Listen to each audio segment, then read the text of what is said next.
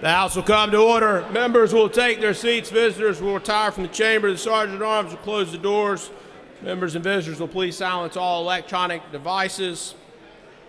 Today's prayer will be offered by Representative Warren.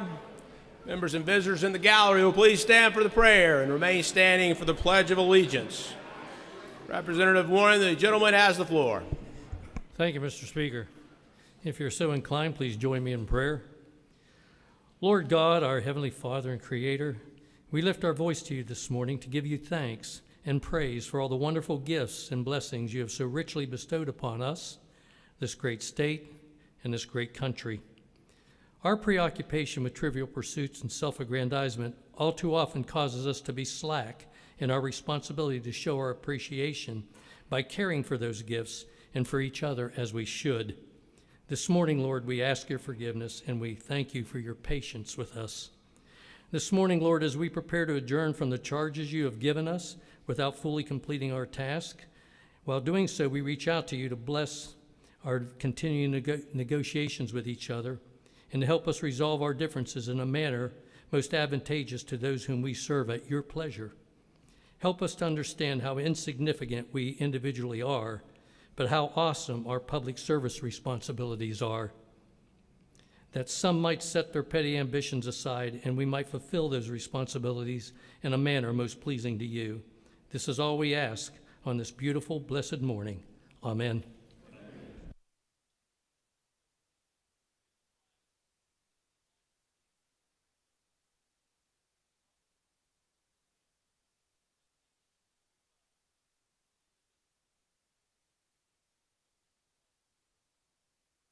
Gentleman from Wayne, Representative Bell, is recognized for admission. Mr. Speaker, the journal for July 29th has been examined and found to be correct. I move it be approved as written. Representative Bell has moved that the journal for July 29th be approved as written. All those in favor will say aye. All those opposed, no. The ayes have it, and the journal is approved as written. Ratifications of bills and resolutions. The clerk will read. Enrolled bills, July 30th, 2025. The enrolling clerk reports the following bill duly ratified for presentation to the governor. Senate Bill 55, an act to create an alternative remedy for the expedited removal of unauthorized persons from private property by a law enforcement agency. And the following bill and resolution duly ratified, properly enrolled, and prepared for presentation to the Office of the Secretary of State. House Bill 1015, an act to appoint persons to various public offices upon the recommendations of the Speaker of the House of Representatives and the President pro tempore of the Senate, and to make corrections to previous appointments. Resolution 2025-8. Senate Joint Resolution 772, a joint resolution adjourning the 2025 regular session of the General Assembly to a date certain and limiting the matters that may be considered upon reconvening. Chapter bills will be noted. Members, Chair has one courtesy of the gallery, but it's part of a point of personal privilege that Representative Pierce has. The Chair's going to go ahead and take that up. The gentleman from Scotland, Representative Pierce, is recognized for a point of personal privilege. Thank you, Mr. Speaker. There are many opportunities that many of us get to talk about individuals from our district that makes a difference. And today I have that honor to talk about such a person from the Hope County Sheriff Department in this part of the state. Colleagues, most of us here cannot recall the terror of being trapped in a burning building in a room filled with smoke, unable to walk, and wonder if anyone will find you in time. On the morning of Monday, July the 14th, Mr. Lee Black, a deputy medic, a new program in Hope County Sheriff's Office, was on a routine EMS call when he got word of a house fire in process in the rural Clay Hill community of Hope County. He immediately informed his colleagues that he would be diverting and taking the call. Upon arrival, Mr. Black was informed that someone was inside the house and could not get out. With hardly a thought, with no equipment, no firefighter gears, he rushed into and found in the living room filled with smoke an elderly resident lying on the floor. Mr. Black let the man know that he was there, and the man responded, "I can't walk." Mr. Black, ladies and gentlemen, did not hesitate. He picked the gentleman up, threw him over his shoulder, and got him out of the house safe and sound. When asked about the incident later, Mr. Black told our local paper, "I was just doing my job. I was just doing my job, and I did my job." You were right, sir. You did your job in a situation where many of us would have frozen or waited for backup or waited for basic equipment. You didn't think. You acted immediately from instinct of serving the public. And you transformed someone's worst possible nightmare into a blessed relief. You provided the example of the most fundamental kind of public service. On behalf of the North Carolina General Assembly this morning and House District 48, we're just delighted to welcome our sheriff, Mr. Black, and his officers here to the North Carolina General Assembly. I thought about when we were working on this that we had one of our colleagues here in the General Assembly, Representative Arp, who showed us also how it is to save someone's life. So, Representative Arp, we always think about you also, particularly with this incident. Mr. Speaker, thank you for allowing me that moment, and my guests are here. Thank you, Mr. Speaker. Yes, sir. Thank you. Members, upon motion of Representative Pierce, the chair is happy to extend the courtesies of the gallery to Sheriff Roderick Virgil, Deputy Medic Lee Black, Chief Deputy Jay Smith, Major A. Sanchez, Captain G. Clark, Lieutenant S. Blakely, and Josh Clark. If you will stand so we can recognize you. Thank you all for being with us today.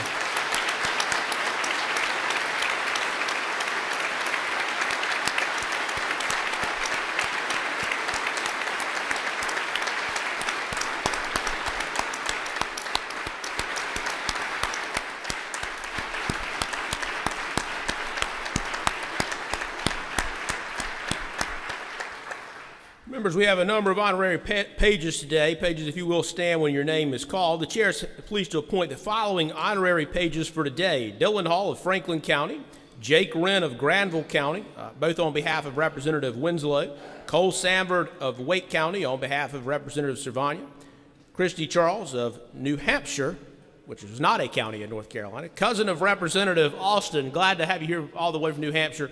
Thank you all for being with us today as honorary pages. Members, join me in welcoming these folks.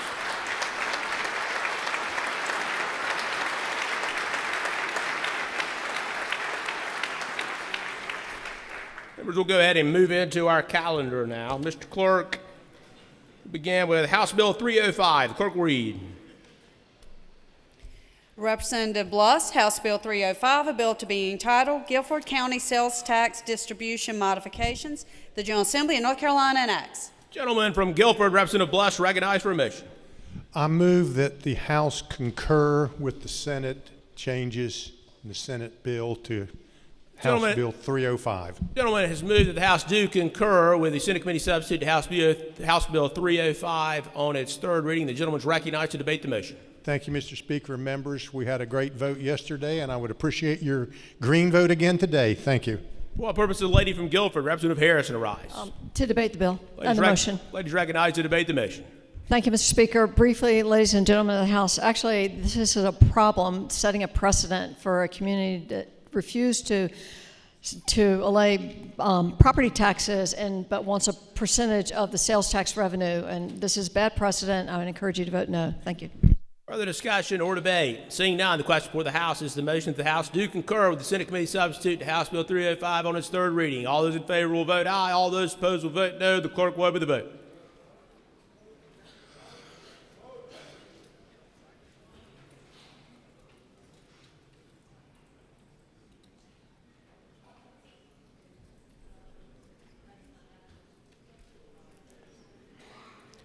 Representative Howard, the lady wishes to be recorded. Clerk will, like machine, record the vote. 93 having voted in the affirmative and 21 in the negative. The House has concurred with the Senate Committee substitute to House Bill 305 on its third reading. The bill will be ordered enrolled. House Bill 87. Clerk will read. Representatives N. Jackson, Biggs, Sheetselt, and Edens, House Bill 87, a bill to be entitled Education Choice for Children Act. The General Assembly of North Carolina enacts. Gentleman from Randolph, Representative Biggs, is recognized for a motion.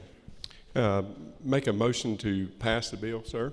Representative Biggs has moved that the House do concur with the Senate Committee substitute to House Bill 87. The gentleman is recognized to debate the motion.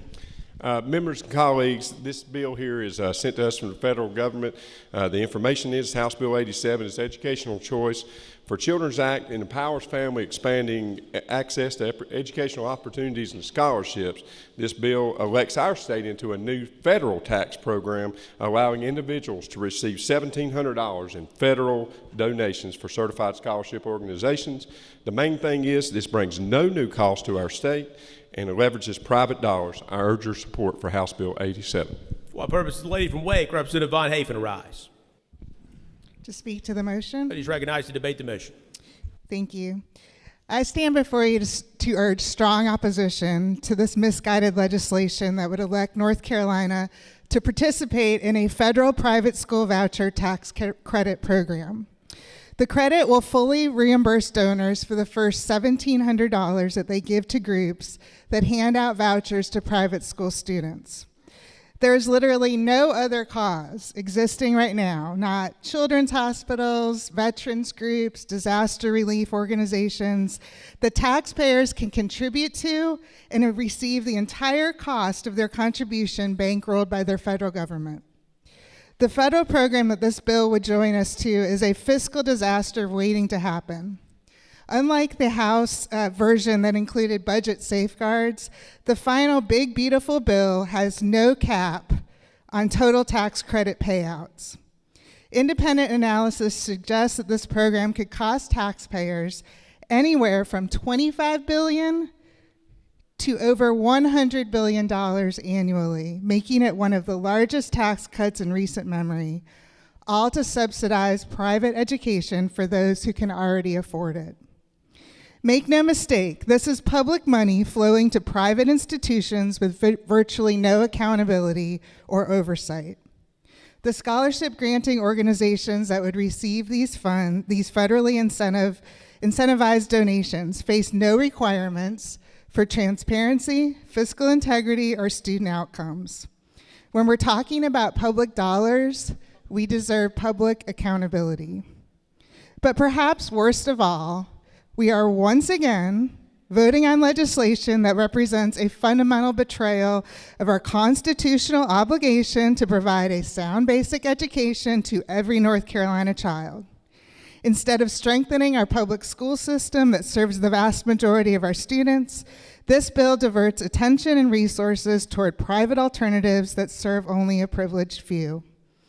Instead of being here today to use every available tool to strengthen our public schools by passing a comprehensive state budget that supports all North Carolina students, we are here once again voting on a bill that promotes alternatives that drain energy, dollars, and attention from the 85% of North Carolina students who rely on the public system.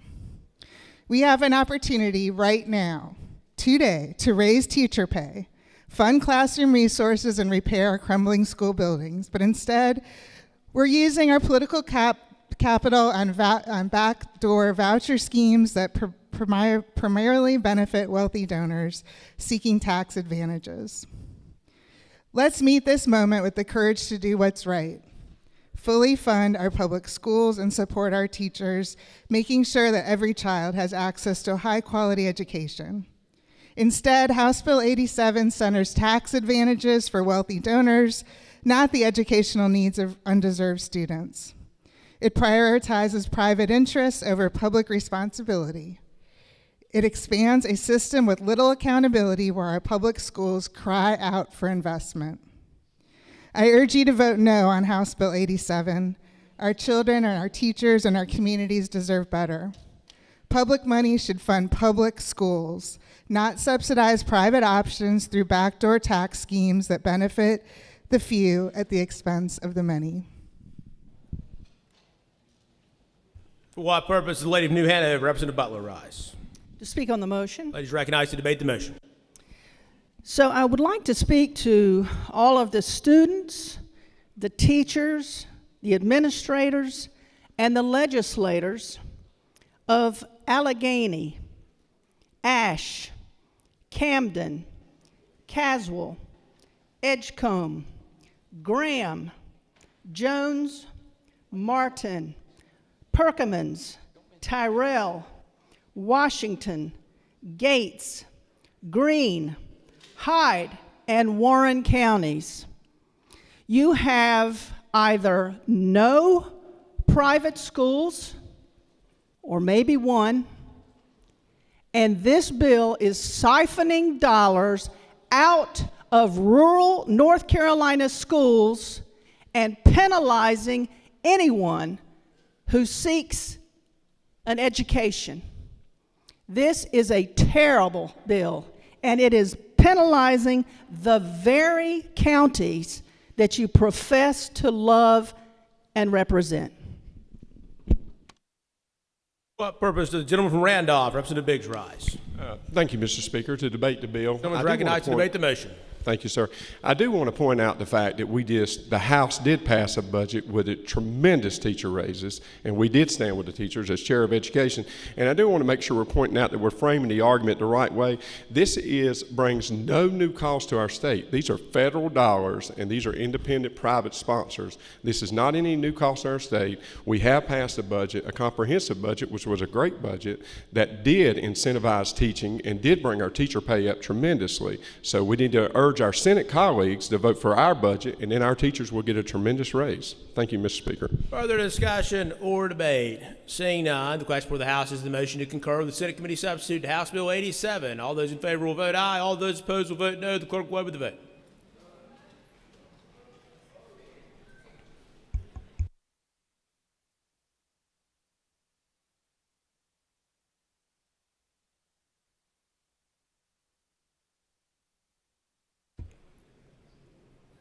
Clerk will lock machine record the vote. 69 having voted the affirmative and 47 in the negative. The House has concurred with the Senate Committee substitute to House Bill 87, and the bill be enrolled and sent to the governor. House Bill 125. The clerk will read. Representatives Lambeth, Paré, K. Hall, and White. Conference report, House Bill 125, a bill to be entitled Continuing Budget Operations, General Assembly, North Carolina enacts. The gentleman from Forsyth, Representative Lambeth, is recognized for a motion. Thank you, Mr. Speaker and colleagues. I bet you've been wondering what we've been doing around here for the last few weeks. Well, we've been working Representative Lambeth? The gentleman has moved for adoption of the conference report, and the gentleman is recognized to debate the motion. Well, you can tell I'm excited about getting this in front of you. We have been working on budgets. It's slow go. Let me give you a little bit of an update. Today is actually a great day to be in North Carolina. We're enjoying the summer days that create such a special place in which we live. We are moving our state forward despite some of the challenges we face. This continuing budget is a step in providing many services across our state.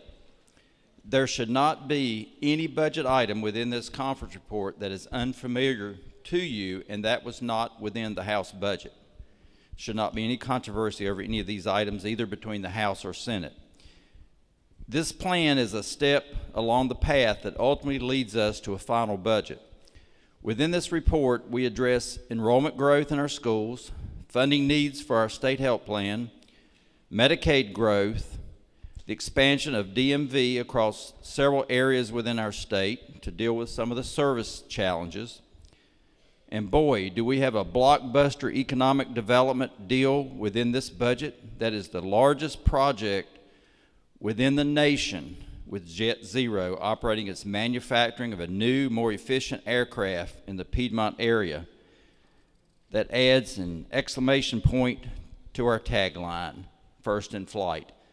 Jet Zero has committed to bring 14,000 good jobs to their program. This budget is a step in the right direction, but I'm glad to address some of the concerns I've heard. The House has had a solid process we went through and developed a great budget with lots of support. Our House budget placed the needs of our citizens as a high priority. It established our priorities and principles going into conference. The governor, as well as business and civic leaders and citizens I have seen back home, have told me they liked the House budget. Hold firm. We all know budgeting has gotten much more complex as the years pass.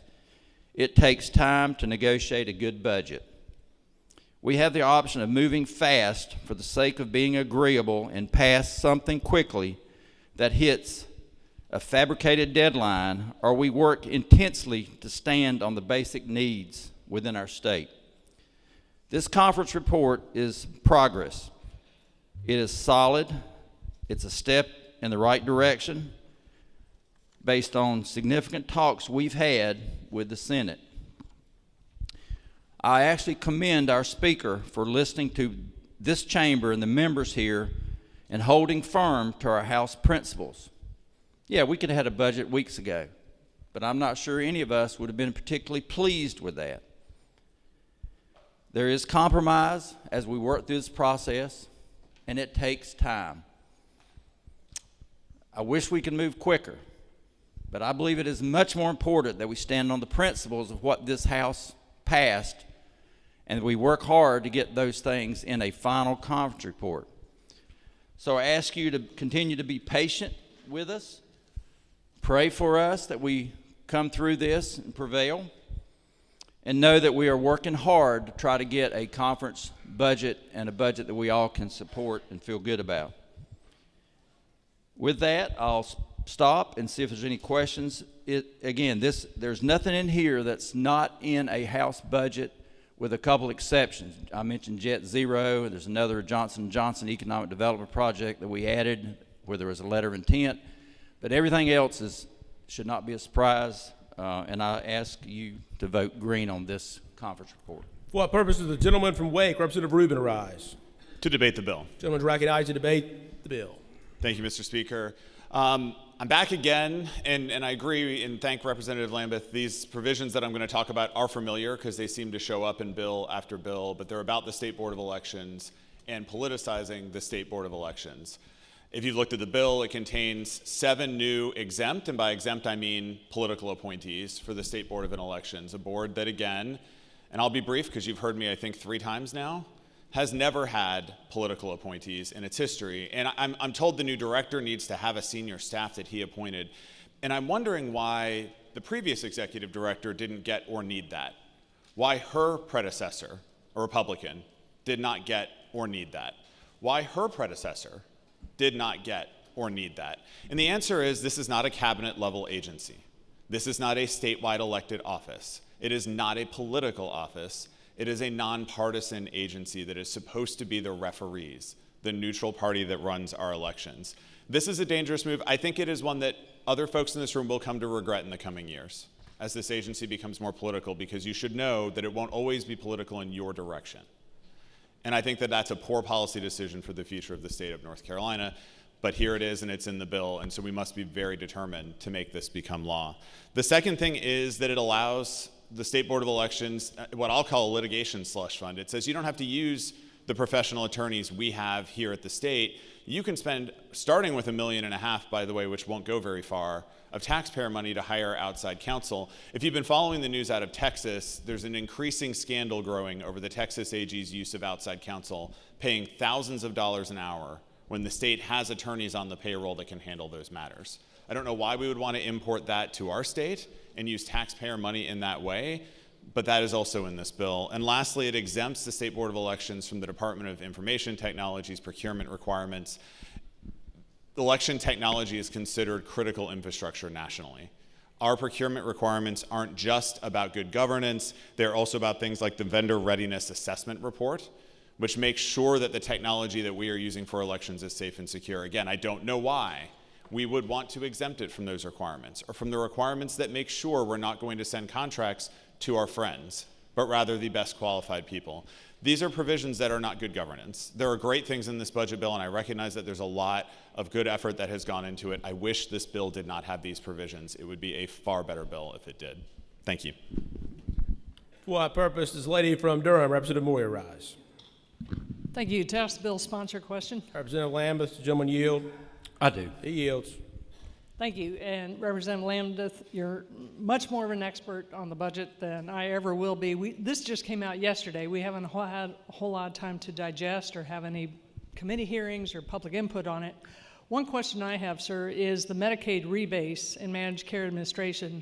And I see in the bill there is a sum of $600 million in recurring funds and receipts that will be a rebase. However, the big budget bill, I think there's a requirement of $800 million, so there's a $200 million shortfall. Is that going to come from an agency? That's a great question. We've spent lots of hours on the telephone. We've had conference calls talking about the rebase number. To boil it down into a few sentences, I would tell you that it is still a work in progress. We've had staff scrub the numbers. We've looked at options. We felt like at this point in our process, this was the best number we could go with, but we are continuing to look at the rebase number. We do think with all the things going on with Medicaid and from the federal level, that we're going to have to actually spend more time not only on the rebase number, but all the other issues related to Medicaid sometime in the fall. So my guess is we will be back at some point with a new or a little bit more rebase number. We think certainly this gets them going. It's something that they need, better than nothing. We will have to look at some reform within the Medicaid program. We are looking at enrollment, we're looking at rates, and there'll be more to come on that as we get into the fall. Thank you. Follow-up? Gentleman yield to a follow-up question? I do. He yields. I appreciate that. The way it was explained to me is so we would still have almost a $200 million issue that would have to come out of Department of Health Human Resources right now. They would have to find the money to fill this. We are working with them on looking at what those options might be. We are looking at rates, we're looking at enrollment, and we're looking at other components within the Medicaid program to see if there's a way. They will have the money to go. I mean, in theory, what would happen is if we only went with the $600 million, sometime next spring they'd run out of money. But it's not like they would run out of money in, the next 6 months. They would run out of money as they got towards the end of the year in processing and paying claims. And that gives us a little bit of time to put all this and try to figure out what's the best outcome for the Medicaid program. Thank you. May I speak on the bill? Pledge recognized to debate the motion. Thank you. As I said, this just came out yesterday. I don't think any of us have totally had a chance to digest it. And we heard the sponsor talk about and we had a compromise. Well, we, the Democrats, aren't part of the we that I think they're talking about. We have not had a voice at the table on this. What I'm worried about is this rebase. What I'm worried about, we are cutting in to our very limited Department of Health Human Services budget as it is. This could be a huge amount for them to make up.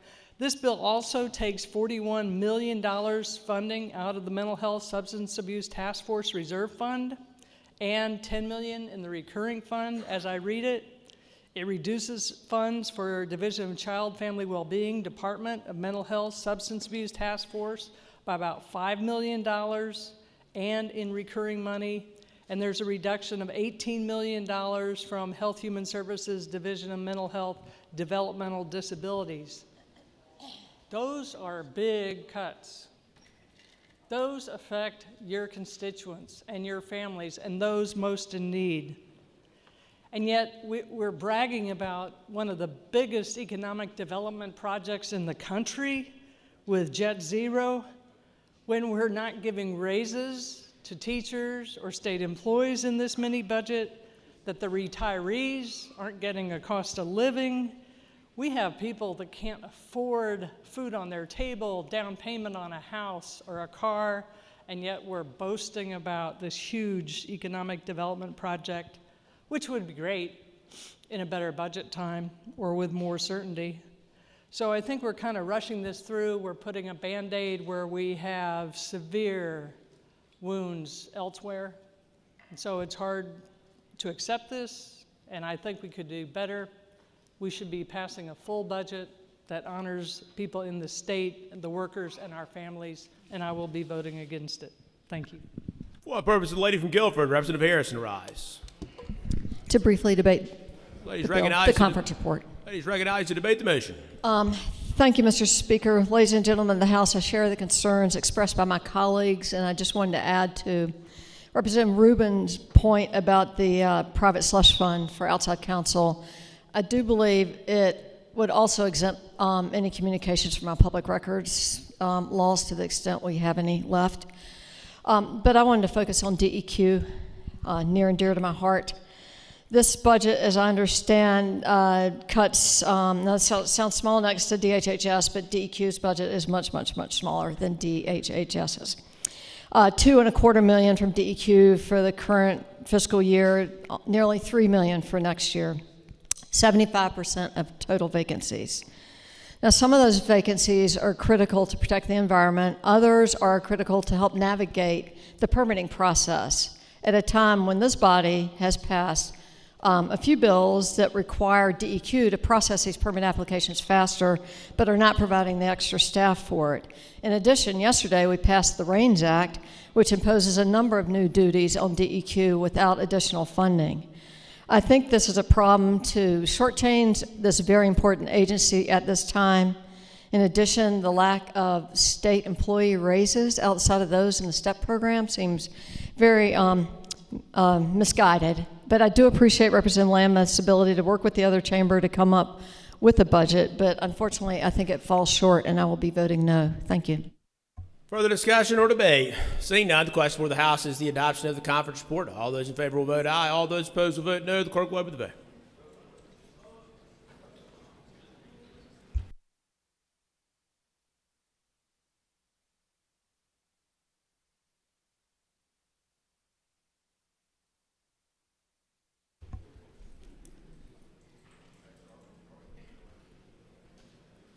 Clerk will lock machine and record the vote. 91 having voted the affirmative and 23 in the negative. The House has adopted the conference report to House Bill 125. The bill will be ordered enrolled and sent to the governor. Senate Bill 214. The clerk will read. Senator Sawrey, Senate Bill 214, a bill to be entitled Various Local Boundaries, the General Assembly of North Carolina enacts. The gentleman from Cabarrus, Representative Campbell, is recognized to debate the bill on third reading.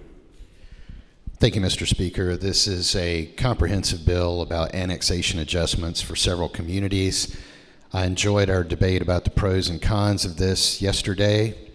There's been nothing that has changed in the last 19 hours in the wording of this bill. Thank you. Further discussion or debate? Seeing none, the question for the House is the passage of the House Committee Substitute number 2 to Senate Bill 214 on its third reading. All those in favor will vote aye. All those opposed will vote no. The clerk will open the vote.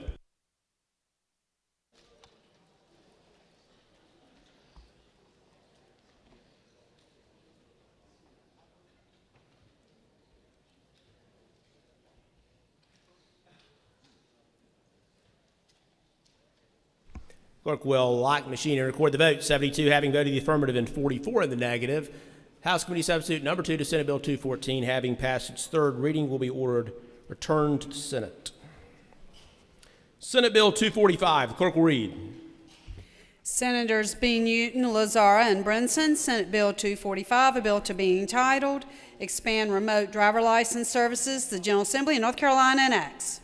Representative Dahl, the lady need to change. The lady has her light on. Lady.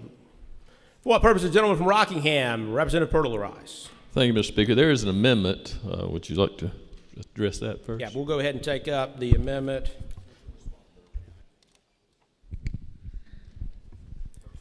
Members, the House will just be at ease for just a moment. Chair understands there's another amendment that's being turned in right now. Let them get that updated on the dashboard. So the House will be at ease for what the Chair expects to be less than about a minute or two. So just hang tight.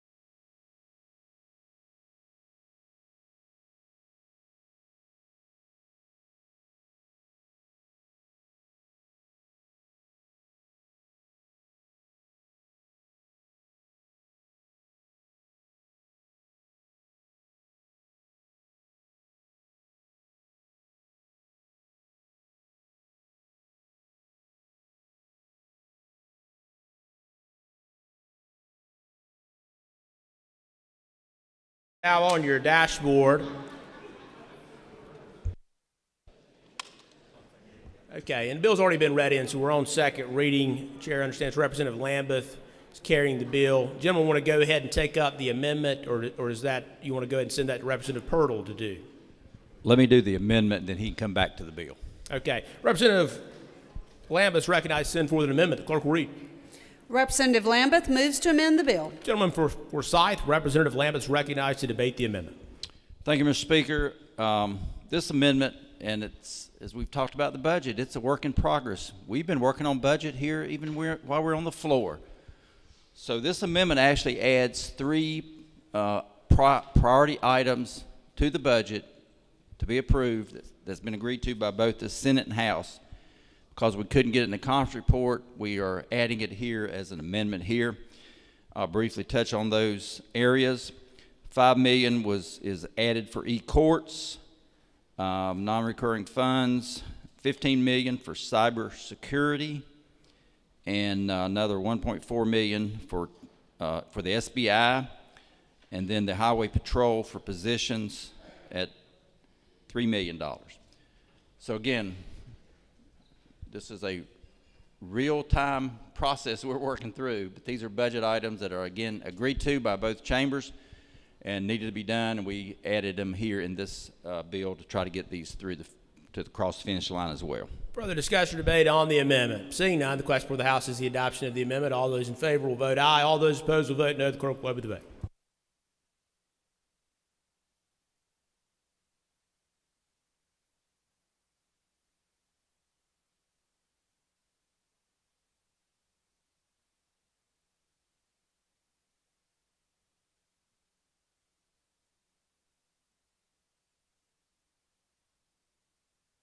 Clerk will light machine and record the vote. 109 having voted the affirmative and 6 in the negative. The amendment is adopted. We're now back on the bill. The gentleman from Rockingham, Representative Pirtle, is recognized to debate the bill. Thank you, Mr. Mr. Speaker. As y'all recall, we passed several months ago a temporary moratorium on the expiration of Class C driver's license in an effort to give DMV some relief. Well, the problem with that come about with, there were several of us that had some concerns. If you're driving in another state and you get stopped for an infraction of speeding and they present your driver's license and it shows expired, and then the officer runs your driver's license, North Carolina's going to show it's expired. And I'm not sure that the officer would take the word of the driver or the operator that his license is not expired. So this was kind of to address that and also try to address the concerns with DMV and those wait lines. And what this bill really does is a couple of things. One, if you have a valid driver's license now and you go in to get your real ID, they take your picture and you get your real ID, but your expiration doesn't change. With this bill, the day you get your picture taken, it creates a new expiration date, and that counts as an in-person visit. And that driver's license is good for 8 years. That real ID is good for 8 years. And when you go back to renew it, you can renew it remotely. So that should save some people in and out of DMV.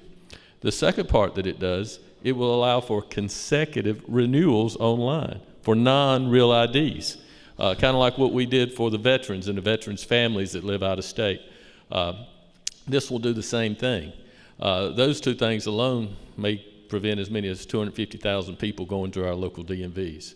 And then the third thing it does, it eliminates that 12-hour log from going from a level 2 to a level 3 driver's license for provisional licensee.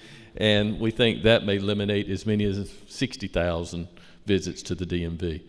This was language agreed upon by the Senate, members of the House, myself that worked on it, and DMV Commissioner. So I think this is the right step. There's several things that you can't do with a expired driver's license. And instead of trying to go fix all those, let's try to address the driver's license and let it fix all them. I'll stand for any questions, Mr. Speaker. For what purpose does the gentleman from Durham, Representative Hawkins, rise? To debate the bill. Gentleman's recognized to debate the bill. Thank you, Representative Pirtle, and for all those that have worked on this. As a member of transportation, I think our transportation House Democrats and Republicans understand that we have been working on a lot of these provisions and trying to make it easier for people to renew their license and for those who are getting provisional and graduated license to move through the process much more quickly. And so the removal of the 60-hour log and holding firm with 9 months of driving is absolutely the right place for North Carolina to be.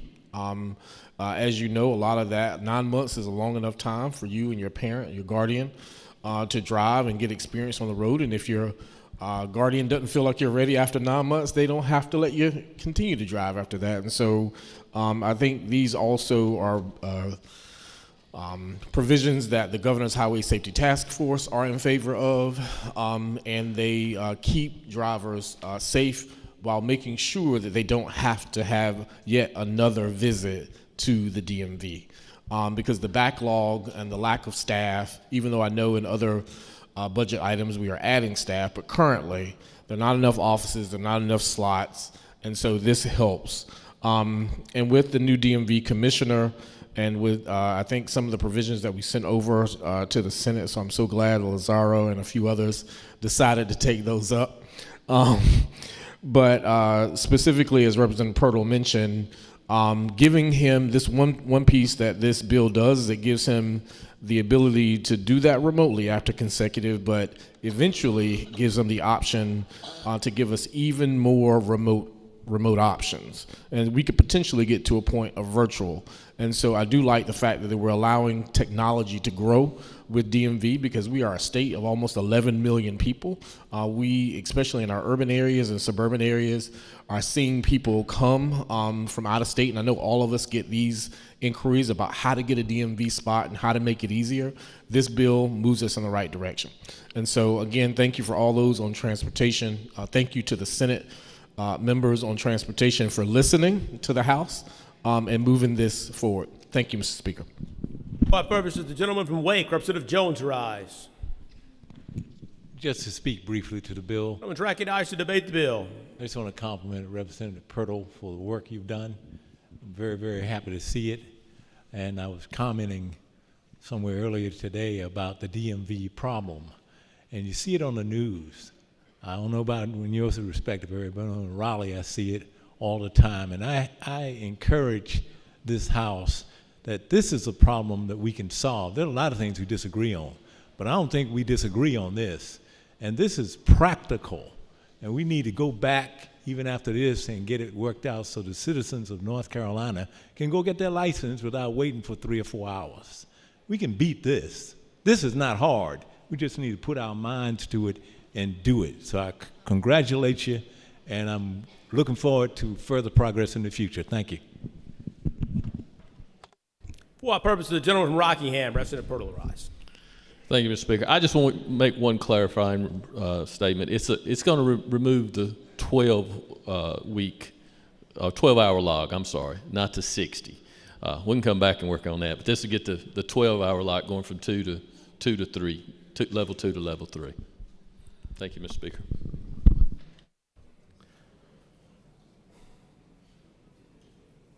Members of the chair understands the bill sponsors were looking at a technical issue about an effective date, so the House will just be at ease for, again, just a moment to give them a chance to look at that to see if a quick technical amendment needs to be taken up. The House will be at ease just for a minute or two. Hang tight.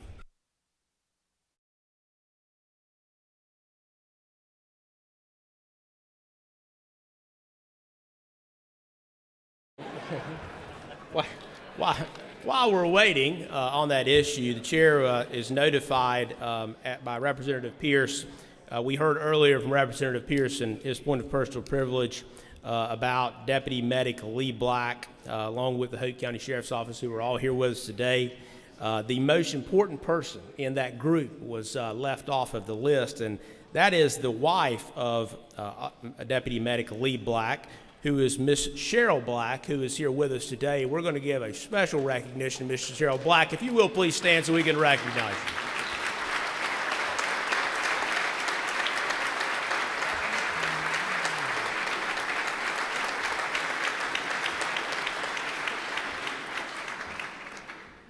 And members, while they're still sorting that out, now would be a good time to do notices and announcements. So if there are any notices and announcements, you can go and hit your light. For what purpose does the lady from New Hanover, Representative Butler, arise? I have a question, please, for the amendment sponsor to this bill.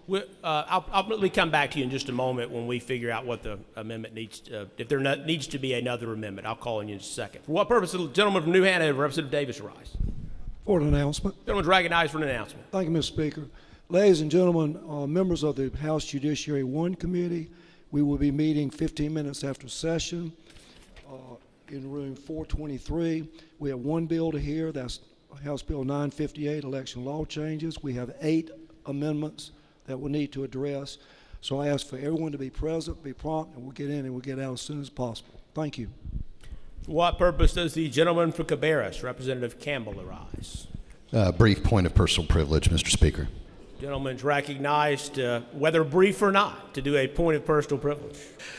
My friends, I just want to let you know that yesterday was the anniversary of the establishment of the Army Chaplain Corps, and I wanted to put out a little recognition to a fellow North Carolinian, Major Brad Borders, who is watching today. We crossed paths both with the 25th Infantry in Iraq and the 3rd Group Special Forces in Afghanistan.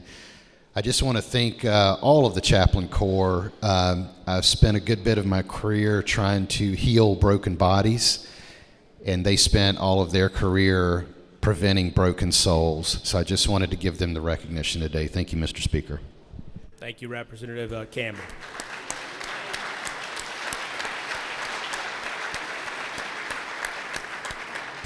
For what purpose does the lady from Wake, Representative Ball, arise? For a point of personal privilege. Lady's recognized for a point of personal privilege. Thank you, Mr. Speaker.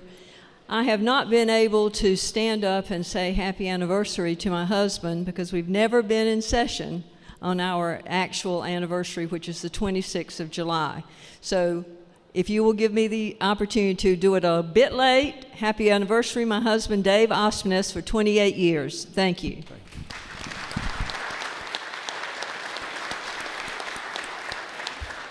For what purpose does the gentleman from Orange, Representative Bwanzi, arise? Point of personal privilege. Gentleman's recognized for a point of personal privilege. Thank you, Mr. Speaker. So, colleagues, I just want to take a moment to thank the folks who reached out in light of the tropical depression Chantal that hit us a few weeks ago. I want to thank you all not just for reaching out, but I also want to acknowledge our community for coming together. I want to thank folks like our Orange County Sheriff, our county emergency services, our Carrboro Police Department, our Carrboro Fire Department, Chapel Hill Police, Chapel Hill Fire, North Carolina Emergency Management.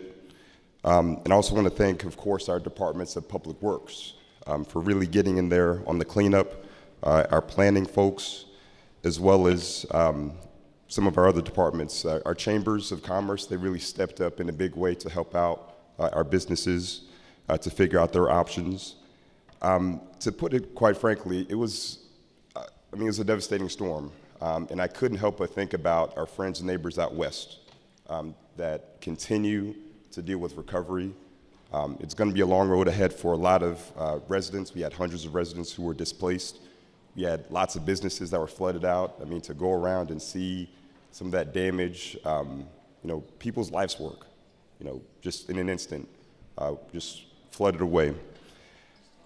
But I think, for us, it's incumbent upon us, of course, to not only help with recovery as we get these storms in Western North Carolina, East North Carolina, and now in the central part of our state. It's not just important to invest in recovery, it's also really important for us to invest in resilience and trying to make sure that these storms don't have the kind of devastating impact that they've been having on us. So I just want to take a moment to thank folks who reached out and to thank our hardworking folks in our counties. Thank you.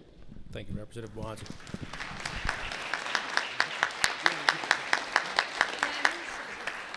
Members, the chair is informed that no additional amendment is necessary, so we'll go back to the bill. Chair sees about seven members on for notices and announcements. We'll come back to those momentarily. We are now back on second reading of the bill. For what purpose, the lady from New Hanover, Representative Butler, rise. I had a question for the amendment sponsor now that it's integrated into this bill. Representative Lambeth, gentleman yield? I do. He yields. Thank you, Representative Lambeth. I wondered if you had any information about what the $1,400,000 and the $3 million appropriations for the State Bureau of Investigation and the Highway Patrol, respectively, are for. We will probably need to get some staff to get into the details on that one. And remember, the chair can give the gentleman a moment to talk to whatever bill sponsor's dealing with that issue as well. We'll come back to your question, Representative Butler.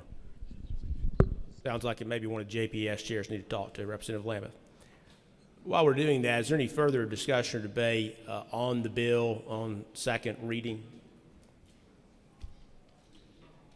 If not, the chair will give the members just a moment to discuss the answer to the question. The gentleman from Columbus, Representative Jones, is recognized to respond to the question. Thank you, Mr. Speaker. For the SBI, that was on the cyber piece that they needed, and for the Highway Patrol, it was the movement of the non-certified employees to get them off that payroll onto the patrol payroll. For what purpose, Lady New Hanover, Representative Butler rise. To speak to the bill, to the amendment. Ladies recognized to debate the bill. You know, these positions indicate that they are non-sworn positions. We've just heard that cyber, in a vague way, I'm not sure exactly what that means.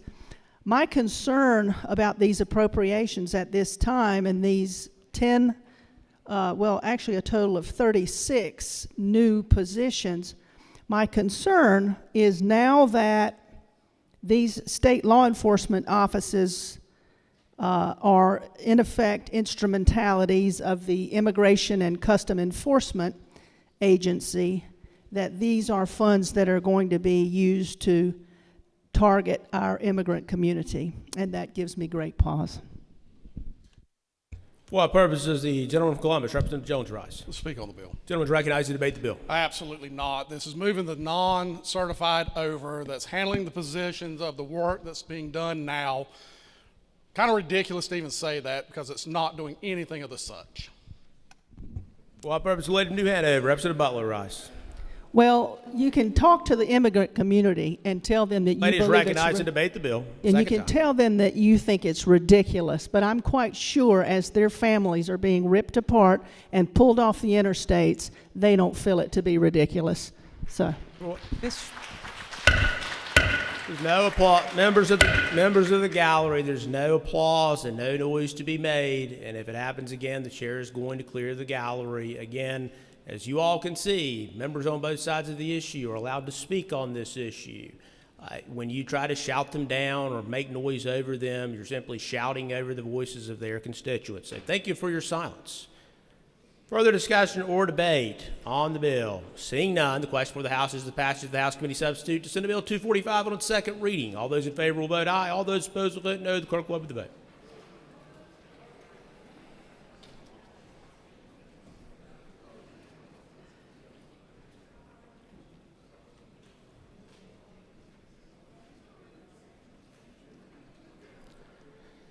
Clerk will lock machine and record the vote. 109 having voted in the affirmative and 7 in the negative. The House Committee Substitute Senate Bill 245 having passed its second reading and without objection to be read a third time. The General Assembly of North Carolina enacts. Question before the House is the passage of the House Committee Substitute Senate Bill 245 on its third reading. All those in favor will say aye. All those opposed, no. The ayes have it, and the House Committee Substitute Senate Bill 245 having passed its third reading will be ordered engrossed and returned to the Senate. We'll go ahead now and go into our notices and announcements. For what purpose, the gentleman from Columbus, Representative Jones, rise. Point of personal privilege. Gentleman's recognized for a point of personal privilege. Thank you, Mr. Speaker. Members, one of our own has had a pretty exciting year. A new home, a new baby, and a new role. But he also had a birthday while we were not here, so help me celebrate Speaker Hall's birthday, July 17th. Thank you.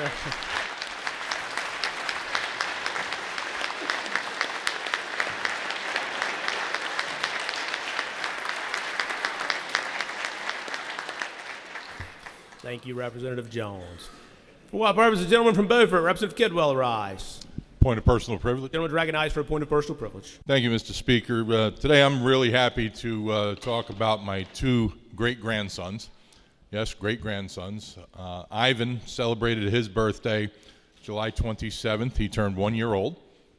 And Oliver will celebrate his birthday on August the 6th. He will turn 2 years old.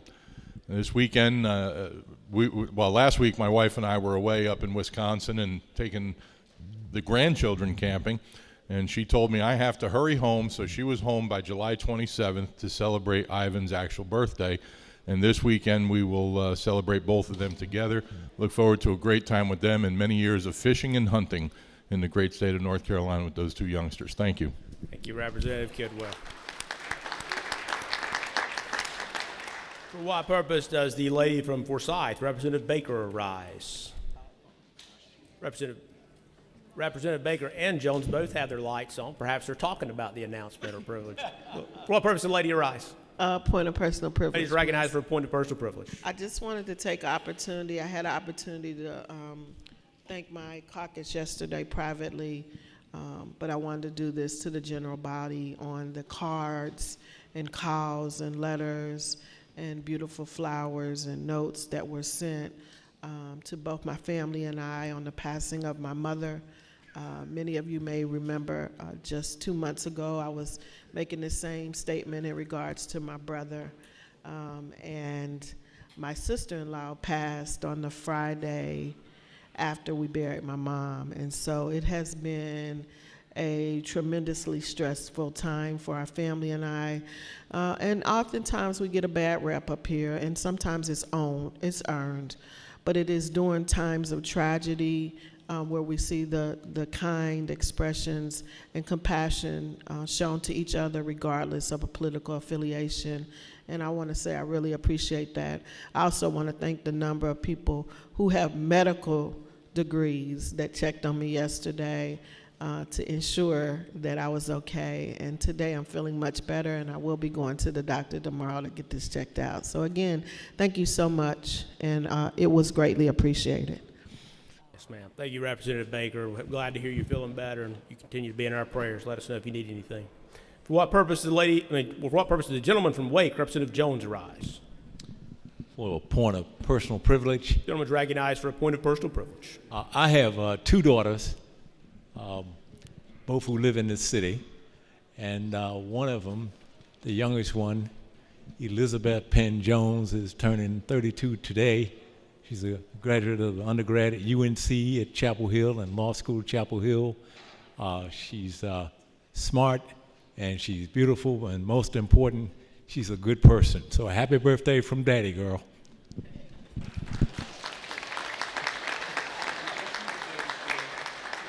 For what purpose does the gentleman from Guilford, Representative Quick, rise? Point of personal privilege. Gentleman is recognized for a point of personal privilege. Thank you, Mr. Speaker. Like Representative Jones, I'm the blessed father of two daughters. And I want to acknowledge the birthday of my youngest daughter, Raven, on last Tuesday. She's an ECU Pirate graduate, and she just started a new career in education on yesterday. So happy birthday, Raven. For what purpose does the gentleman from Wake, Representative Rubin, rise?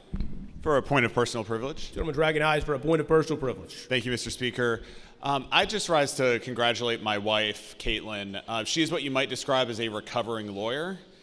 She and I are both lawyers. She had a great career in law and then decided she wanted to make a big pivot. And on Friday, she will graduate from UNC Nursing School and has worked really hard to do that with two young kids and me over here doing this. And I'm just in awe of her ability to go from one field to a completely different one. And she's so passionate about it. And so I just wanted to say congratulations to Caitlin. Thanks.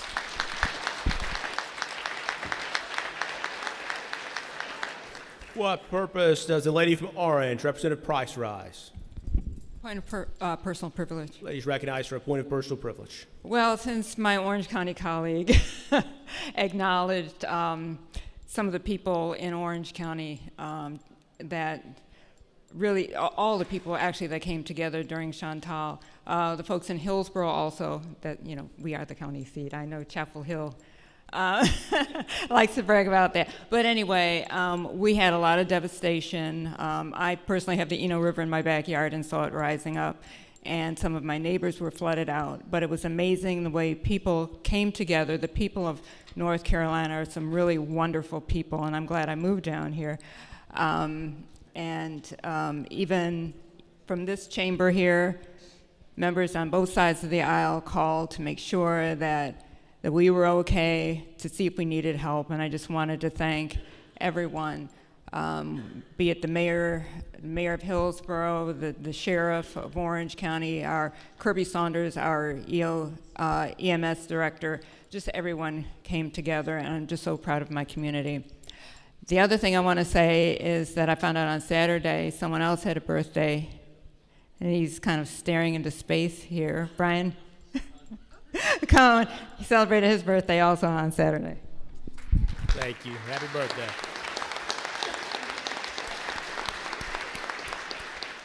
For what purpose does the gentleman from Mecklenburg, Representative Lopez, rise? Point of personal privilege. Gentleman recognized for a point of personal privilege. Thank you very much. Just wanted to take a brief moment to acknowledge the 50th anniversary of Eastland Mall, located in East Charlotte.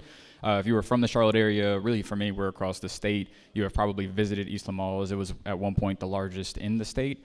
And while the building that opened its doors 50 years ago today is no longer standing, I wanted to take a second to commend the work of both the city of Charlotte and community leaders across East Charlotte to redevelop that into being an economic engine for our community once again. Thank you. For what purpose does the gentleman from Robinson, Representative Lowry, arise? Point of personal privilege, Mr. Speaker. Gentleman is recognized for a point of personal privilege. So I'm going to follow the train here. Didn't have the opportunity the past 2 years, but on July 25th, my wife celebrated a birthday. We're going to say it's her 23rd birthday, because it's always be her 23rd birthday. But, Mr. Speaker, we got to take her up to beautiful Dare County. And if you've never been to Dare County, I understand why Representative Kewell and Representative Goodwin live there. It is an absolutely beautiful place. Now, I will say Robbins County is still the best place in the state. I want that on camera. But I want to say happy birthday, late birthday to my wife, and I'm blessed to have a soulmate that I can travel with this state with. So thank you, Mr. Speaker, and happy birthday. Yes, sir. Thank you, Representative Lowry. For what purpose does the gentleman from Wake, Representative Sheetzel, rise? Point of personal privilege. Gentleman is recognized for a point of personal privilege. Thank you, Mr. Speaker. I, too, will follow suit. Today is my son Daniel's 4th birthday. 2 weeks ago was my youngest son Ernie's 2nd birthday, and in 2 weeks my wife and I will be celebrating our 14th anniversary. So it's a busy time of year, the Sheetzel household. But I would be remiss if I did not point out that today is Daniel's birthday. In fact, I think he might have threatened me this morning about it. So happy birthday, Daniel, if you're watching.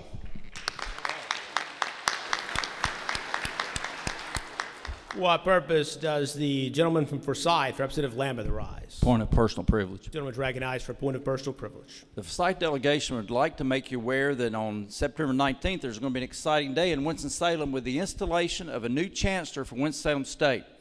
We'd love to see some of you come for that. She's been doing a great job. We're very excited to have her at Winston-Salem State University. And I look forward to being part of that delegation that goes to her installation as well. For what purpose does the gentleman from Halifax, Representative Pierce, arise? Point of personal privilege, sir. Gentleman is recognized for a point of personal privilege. Thank you, Mr. Speaker. As has been said here plenty of times today, I will follow suit as well. My oldest daughter celebrated her 16th birthday on July the 8th while we were on break. So, Alyssa, if you are watching, I'm pretty sure she's still in bed. Daddy says happy birthday and he loves you. And to you ladies and gentlemen in here who have daughters who are in their 30s or 20s, please come and see me afterwards because, yeah, I'm going through it right now. Thank you.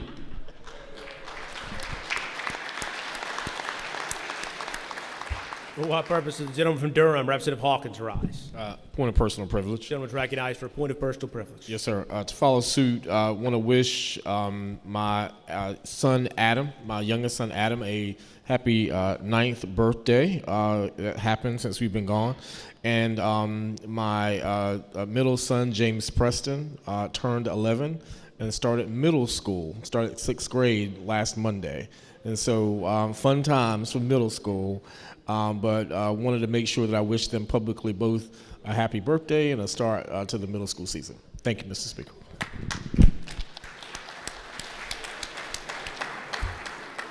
And since we're talking about children's birthdays, the chair would be remiss if I didn't mention Henry Reese Hall had a 3-month birthday while we were out on break. Developing quickly, sleeping well. I have to give him a shout out for his improved sleeping over the course of the last few weeks. He is growing quickly, and it's been great. And Chair also wants to thank Representative Mitchell Setzer, who gave me a certificate where he had appointed Henry as an honorary page on his birthday back on April 15th as well. And I'll be presenting that to Henry when I get home this evening, hopefully. So thank you, Representative Setzer. It means a lot. For what purpose does the gentleman from Avery, Representative Green, arise? For a point of personal privilege. Gentleman's recognized for a point of personal privilege. And to follow suit as well, I would be remiss. Those birthdays that end in 0 are pretty special. So I'd be remiss to not mention the birthday of my closest neighbor out there in Sock Bottom and my brother-in-law, Russell Greer. He's celebrating his 80th today. And according to my sister, he's sleeping a lot better in the recliner when he's watching TV as well. So anyway, happy birthday, Russ. Further notices or announcements? For what purpose does the lady from Mecklenburg, Representative Dew, arise? For a point of personal privilege. Ladies recognized for a point of personal privilege. So I would just like to acknowledge the passing of Attorney James Ferguson, who is a legend, a civil rights legend here in North Carolina. He founded the first integrated law firm in North Carolina in Mecklenburg County, Ferguson, Stein, Chamber, and Watt. I'm sure you recognize some of the names, so that includes the father of our current governor, Adam Stein, Josh's father, and also Congressman Mel Watt, who served here for a little while. They gave birth and growth to many people who've come through this chamber and who have done work throughout North Carolina, including Representative Brandon Lofton and me. So as I call him Papa B, he was not the person I knew as a legend. He was the person I knew as the guy who took us skating after camp. He was a very humble person, so I didn't know until I was an adult what he had accomplished and what he had done, not just in Mecklenburg, not just in North Carolina, but also around the world. He made a powerful impact, and he will be missed. So hopefully we will be able to celebrate him further, but he is going to be missed. Thank you. Thank you, Representative Dew. For what purpose does the gentleman from Brunswick, Representative Eiler, arise? 1 minute of personal privilege. Gentleman's recognized for 1 minute of personal privilege. If Start I the named timer, Mr. Clerk. my children, grandchildren, great-grandchildren, we'd be here all day. But on a very serious note, well, I just learned this morning, Representative Miller, that outstanding mayor of Belleville, Mike Allen, is in my district. And he's a former military, some title like Chief Master Sergeant or some fantastic title. He was there forever. And he's been a mayor for a very long time, done a fantastic job. So let's just send good wishes and prayers to the Mike Allen family. Thank you. Thank you, Representative Eiler. His family will be in our prayers. For what purpose does the lady from Mecklenburg, Representative Cotham, arise? Thank you, Mr. Speaker. I figure I'll go ahead and join the birthday bash chain. Ladies recognized. Thank you. Never done this before, but since we're talking so much about birthdays, I would love to honor my father, who turned 75 last week. My father has lived the American dream, growing up in poverty, getting a basketball scholarship, building a business from scratch that is now the dealer of the world. And I'm so proud of him. I love him. He has always been my biggest fan and supporter. He has a major car collection, and I've told him if he keeps buying more cars, for every car he buys, I will buy another horse. So pray for me, and let's hope that there are no more cars bought. But Daddy, I don't know which camera, I love you. Thank you. Happy birthday.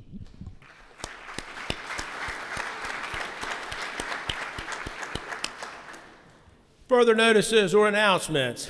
Seeing none, members of the chair will give folks an update on schedule. You've seen the adjournment resolution, so you know the dates that are in that. Be watching your inboxes as we move through the rest of this month and into August.